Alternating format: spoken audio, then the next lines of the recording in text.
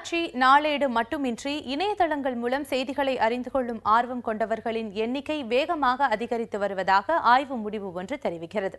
Oxford யூனிவர்சிட்டியின் Reuters செய்தியாளர் பயிற்சி நிறுவனம் இதற்கான ஆய்வில் ஈடுபட்டது. செய்தி அறிந்து கொள்ளும் வழி தொடர்பாக கடந்த 10 மாதங்களில் மிகப்பெரிய மாற்றம் நடந்துள்ளதாக ஆய்வில் கூறப்பட்டுள்ளது. தொலைக்காட்சி, நாளேடு ஆகியவற்றின் மூலம் செய்தி அறிவதுடன் அலுவலகம், பயணம் ஆகிய நேரங்களில் லேப்டாப், டேப்லெட், ஸ்மார்ட் போன் போன்றவை மூலம் செய்தி இணையதளங்களை பார்ப்பவர்கள் அதிகரித்துள்ளதாகவும் அதில் தெரிவிக்கப்பட்டுள்ளது.